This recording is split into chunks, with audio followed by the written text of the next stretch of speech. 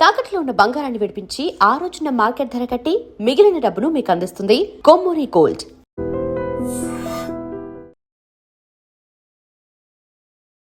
నమస్తే, welcome to iDream. మన నిత్య జీవితంలో వచ్చే అనేక రకాల సమస్యలకు పరిహారాలు తెలియచేయడానికి ఈరోజు మనతో పాటు ప్రముఖ ఆధ్యాత్మికవేత్త బ్రహ్మశ్రీ డాక్టర్ వై రాజన్ నంబూద్రి గారు ఉన్నారు. వారితో మాట్లాడదాం. నమస్కారం గురుగారు. నమస్కారం.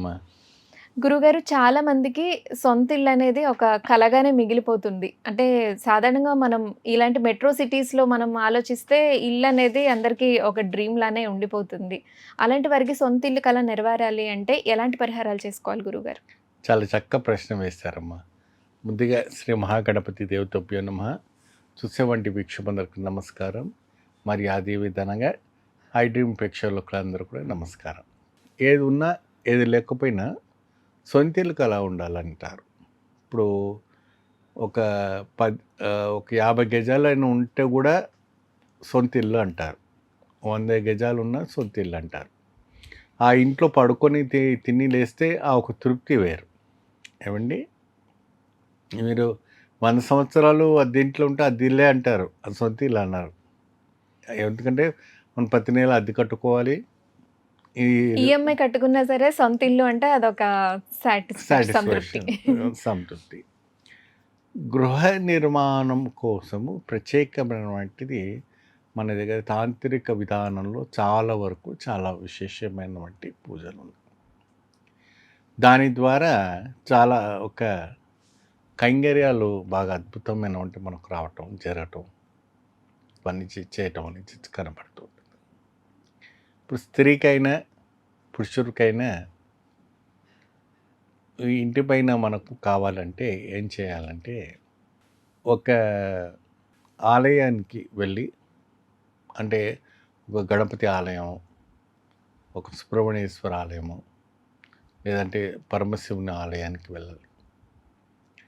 వెళ్ళేసి చక్కగా ముడుపు కట్టుకోవాలి. ఆ ముడుపు ఏ విధానం కట్టుకోవాలంటే, ఒక ఎర్రటి గుట్టలో చక్కగా ఒక కొబ్బరికాయ పెట్టి అందులో పచ్చకర్పూరం లవంగాలు వేసి గుడ్డ కట్టి, ఆ ఒక ఆలయానికి సంబంధించినటువంటి ప్రాంగణం ఏదైతే అక్కడ చెట్లు ఉంటాయా, మరి దూడలు ఉంటాయా, మరి పిల్లర్స్ పెడతారు, ఇలా కొన్ని పైప్స్ పెడతారు. ఏమండి, ఆ ముడుపు కట్టుకోవాలి. ఆ ముడుపు కట్టుకున్నప్పుడు చక్కగా భగవంతుని ఒక నామం చెప్తూ, నాకు ఇల్లు నిర్మాణం అయ్యేంత వరకు నీదే భారము, మాకేదైనా సరే ఇల్లు కట్టించేటట్టు చూడమని భగవంతుని కోరి కర్పూరం వెలిగించి, దీపం వెలిగించి, కొబ్బరికాయ కొట్టేసి రావాలి. తర్వాత ఎప్పుడైతే కూడా మీకు నిర్మాణం అయిపోయిన తర్వాత ముడుపు కట్టి ఉంటుంది కదమ్మా, ఆ ముడుపు చెల్లించాలి స్వామివారికి. ఆ ముడుపు చెల్లించాలంటే ఆ ముడుపు ఇప్పి, ఆ ఒక ముడుపు ఇప్పిన తర్వాత అక్కడ ఆ కొబ్బరికి పలగొట్టి 108 కొబ్బరికాయలు పలగొట్టాలి గణపతికి అయితే. అదే సుబ్రహ్మణ్యేశ్వర స్వామికి అయితే కళ్యాణం చేయించాలి.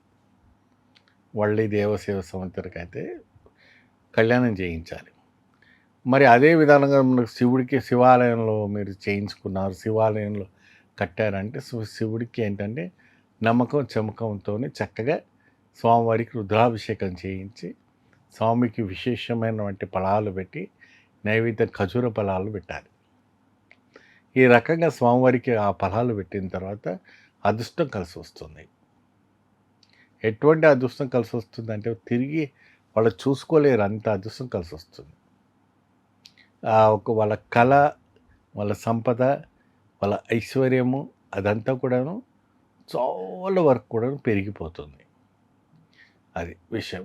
అయితే ఇది ఎప్పుడు కట్టాలి, ఏ విధ రోజు కట్టాలని వాళ్ళకు ఒక ధర్మ సందేహం ఉంటుంది. మీరు ప్రత్యేకంగా ఒక పౌర్ణమి రోజు కట్టుకోండి, ఏకాదశి రోజు కట్టుకోండి, ద్వాదశి రోజు కట్టుకోండి, దశమి రోజు కట్టుకోండి. ఈ తిథుల్లో కట్టుకోండి. ఈ తిథిలో కట్టుకొని మీ కళ పూర్తి అయిన తర్వాత ఓ 11 మంది ముత్తైదులకు భోజనం పెట్టండి. మీ కుటుంబ సభ్యు వాళ్ళంతా పిలుస్తారా, మరి బయట వాళ్ళని పిలుస్తారా, ఎవరైనా పిలిచి ఆ 11 మంది భోజనం పెట్టండి. ఆ 11 మంది భోజనం పెట్టేది ఏది, మనం గృహప్రవేశం అంటారు. ఆ గృహప్రవేశం అప్పుడు మనం ఆ ఒక కార్యక్రమం చేసామనుకోండి, చాలా వరకు మనకు అద్భుతమైనటువంటి ఫలితాలు లభిస్తాయి. దానివల్ల మీకు ఇల్లు నిర్మాణం అయిపోయిన తర్వాత మీరు ఒక అశ్వత్థామ వృక్షం అంటారు, లేదంటే రావి చెట్టు అంటుంటారు ఏమండి. ఆ రావి చెట్టు దగ్గర చక్కగా దీపం పెట్టుకోండి. దీపం పెట్టి అక్కడ పంచదార నల్లచీమలకు వేసి రండి. ప్రతి మంగళవారం, ప్రతి ఆదివారం అలా రావుకాలంలో దీపం పెట్టి ఆ దీపాలకు దగ్గర పంచదార వేసి రండి. ఇల్లు నిర్మాణం అయిపోయిన తర్వాత మీకు ఎప్పుడు కూడాను కష్టమే రాదు. అటువంటి సంపూర్ణమైన యోగదాయకం రావటం అనేది జరుగుతుంది. గురుగారు, శని దోషం పోవాలంటే ఎలాంటి పరిహారాలు చేసుకోవాలి? తప్పకుండా అమ్మా. సంపూర్ణమైనటువంటి శని కారకుడైనటువంటి వారు దోషం పట్టుకున్నటువంటి వాళ్ళు చాలా వరకు స్త్రీ కానీ పురుషులు కానీ చాలా బాధపడుతుంటారు. వారు వచ్చారంటే 7 సంవత్సరాలు కంపల్సరీ క్యాంపస్, ఆ క్యాంపస్ వదిలిపెట్టిపోయారు వారి కారణం. అంటే ఇందులో 3 ఉంటాయి కదా గురుగారు, అర్ధాష్టమ శని, అష్టమ శని, ఏలినాటి శని. 7 సంవత్సరాల్లోనే ఇవన్నీ జరుగుతాయి. ఏ శని అయినా 7 సంవత్సరాలు ఖచ్చితంగా ఉంటుంది. అడ్డామ శనివి కావచ్చు, అష్టమ అష్టమి శని కావచ్చు. అష్టమి శని అంటే ఇంకా దిగిపోతున్నట్టుగా ఈ రకంగా చెప్తూ ఉంటారు. అయితే శని దోషము అంటే అన్ని గ్రహాలు అన్నీ కూడా 7 సంవత్సరాలు పట్టుకుంటాయి.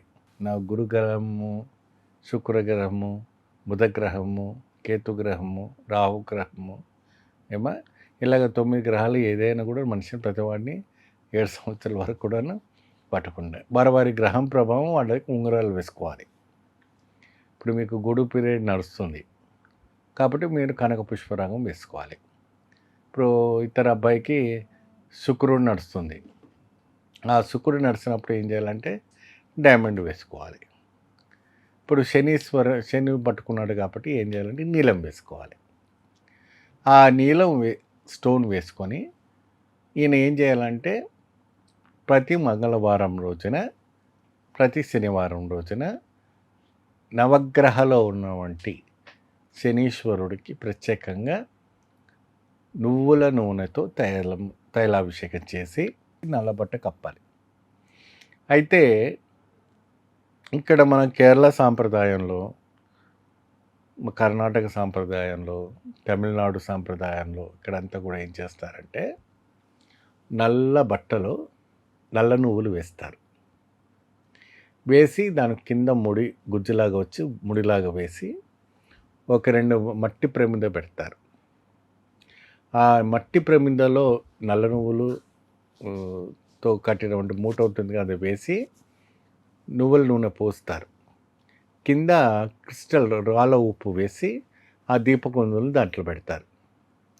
ఆ పెట్టిన తర్వాత ఓం శనీశ్వరాయ నమః అని చెబుతూ చక్కగా దీపార్థను వెలిగించాలి. వెలిగించిన తర్వాత అపురూపమైనటువంటి, ఆరోగ్యమైనటువంటి, ఆనందమైనటువంటి ఆయనకు సంతోషం కలుగుతుందట. ఎవరికి? శనిదేవుడికి. కొబ్బరి నైవేద్యం చేసింది అది తిరిగి ఇంటికి తీసుకుపోకూడదు. కొంతమంది ఏం చేస్తాం, కొబ్బరి చిప్ప పెట్టి మంది ఇంటికి తీసుకెళ్ళి పర్చేజ్ చేసుకుందాం అనుకుంటారు. అలా చేయకూడదు. అది ఏదైతే కొట్టారో అక్కడ వదిలిపెట్టాలి, ఏదైతే ముట్టించారో అక్కడ వదిలిపెట్టాలి. అగ్గిపెట్ట కొత్తది కొన్నాం కదా అది ముట్టించామని ఇంటికి తీసుకెళ్తాంటే కాదు, అది కూడా వదిలిపెట్టాలి. ఏది పట్టుకుపోకూడదు. నూనె ఒక బాటిల్ కొన్నారు, నూనె పోస్తే సగం మిగిలిన సగం ఇంటికి తీసుకెళ్తాంటే అది కుదరదు, అది అక్కడ వదిలిపెట్టాలి. ఆయనకు సంబంధించిన కొన్నింది ఏ వస్తువు అయినా కూడా వారి దగ్గరికే సమర్పించాలి, వారికి అర్పణం చేసి రావాలి. అంతేగాని పైశాచికతం చేయకూడదు. చిన్న దానికి అంతా కూడా కొంతమంది ఏం చేసుకుని మిగిలిపోయింది మనం ఇంటికి మనం ఏంటో ఫాలో అవుతారు. అయితే శని దోషం పట్టిన వాళ్ళు శని అష్టకం, శని దోషం మంత్రం ఇది చేసుకుంటే, శని అష్టోత్తరం చేసుకుంటే చాలా విశేషమైనటువంటి ఫలితాలు లభిస్తాయి. మరి అదే విధానంగా స్వామివారి ఒక కాలభైరవ అష్టకం అని ఉంటుంది. ఆ కాలభైరవుడు అంటే శివుడి ఒక అంశ కాబట్టి ఆ స్వామి కాలభైరవ అష్టకం చదవడం, ఆంజనేయ స్వామి సూతకం లేదా సుందరకాండం అటువంటి అన్ని వింటూ పెడుతూ ఉంటే చాలా విశేషమైనటువంటి ఫలితాలు లభిస్తాయి. దాని ద్వారా స్త్రీకైనా పురుషుకైనా ఎవరికైనా కూడా ఆ ఒక శరీర బాధ నుంచి బయటపడిపోవడానికి మంచి అవకాశాలు కనబడుతుంటాయి. ఇప్పుడు చూడండి, ఎప్పుడైతే కూడా శని పట్టుకున్న వారికి ముఖంలో శాటర్న్ కనబడుతుంది, అంటే కళ ఉండదు, సాడ్గా ఉంటుంది. ఆ ముఖం అంతా కూడా ఎలా ఉంటుంది, సాడ్గా ఉంటుంది. వీడు ముఖం ఏంటి శని పట్టినట్టుగా ఉన్నాడు, ఇక అమ్మాయిని చూస్తే ఏంటి ఇలా ఎలా ఉంది అన్నట్టుగా ఆటోమేటిక్గా ఆపోజిట్ పర్సన్కి తెలిసిపోతుంది. కొంతమంది ఏంటంటే మనకు పద్దాక మీద పడుతూ ఉంటారు, అవి వీడేం జిడ్డులాగా మన మీద పడుతున్నాడు, శని పట్టుకున్నట్టే పట్టుకున్నాడు వీడు అంటారు. ఇటువంటి పదాలన్నీ కూడా వస్తూ ఉంటాయి. ఎందువల్ల ఆ ఒక గ్రహ ప్రభావం ఉంటుంది కాబట్టి. పోతే కష్టాలు అన్నటప్పటికీ చాలా విపరీతంగా ఉంటాయి. ఫైనాన్స్ పైన దెబ్బతింటుంది, రెన్యువల్ పైన దెబ్బతింటుంది. ఏమా ఇప్పుడు ఇరాన్ ఇస్రాన్ ఏ విధానంగా అయితే యుద్ధం జరుగుతుందో ఆ రకంగా అవుతుంది. ప్రతి పైన కూడా డమా అని బాంబులు వేస్తుంటారు ఆయన. అయితే ఒకటి ఏంటంటే, ధనము పైకి వచ్చిన తర్వాత ధనంతో తాండమాడుతున్న ప్రతి వారికి కూడా అది ఒక గుణపాఠం అట. కాబట్టి ఆయన కంపల్సరీ ప్రతి వారికి కూడాను ఒక హెచ్చరికంగా రావటం అనేది జరుగుతుంది స్వామివారి.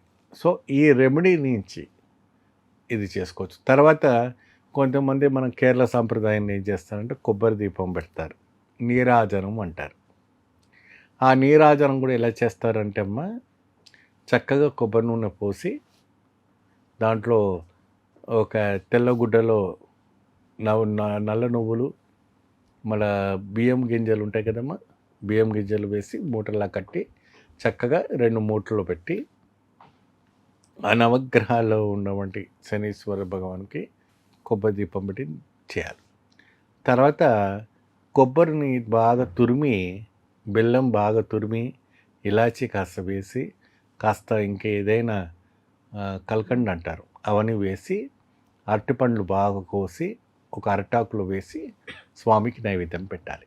దానిపైన వేయించిన వంటి నెయ్యిలో వేయించిన వంటి నల్ల నువ్వుల్ని పొడిగా వేసి ఆ నైవేద్యం పెట్టాలి. ఆ నైవేద్యం మాత్రమే అక్కడ భక్తులకు వాళ్ళు స్వీకరించాలి. ఆ నైవేద్యము స్వామికి సమర్పించిన తర్వాత అక్కడ ఉన్నటువంటి భక్తులకి వీళ్ళంతా కూడా స్వీకరిస్తే అపరూపమైన ఆశీర్వచనం లభిస్తుంది. ఆయన ఎంత తొందరగా అయితే అంత తొందరగా విముక్తి కలిగిస్తా. కానీ ఆ ఒక షాడో మాత్రం ఉంటుంది. మీరు సూర్యుడి ఒక నీడలో సూర్యుడిని నడుస్తుంటే మీరు గొడుగు పట్టుకుంటారే తప్ప సూర్య ప్రభావం అనేది మీకు పోదు. అది ఆ పీరియడ్ వరకు అయితే అనుభవించాల్సింది. దానికంటూ ప్రత్యేకంగా కాశీ, రామేశ్వరం వంటి ఆలయాలు ఉన్నాయి. పవిత్రమైన క్షేత్రాలకు వెళ్తే అటువంటి ఉపాసన జరుగుతుంది. శనిదోష నివారణకు పరిహారాలు తెలియజేసినందుకు ధన్యవాదాలు గురుగారు. నమస్కారం. దీన్ని తవ్వండి, తవ్వుతూనే శివలింగం. సరే, దాన్ని అట్లా కప్పేసేయండి, చూపించదండి. Krishna is there. మూర్తి పూజ కాదు, సాక్షాత్ బ్రజేంద్ర నందన భగవాన్ ఉన్నారు మూర్తిలో. ఏమీ ఆశించకుండా ఆరాధించే వాళ్ళు కూడా ఉన్నారా ప్రభుజీ? నిజమైన భక్తి అంటే మనకు తెలియదు కాబట్టి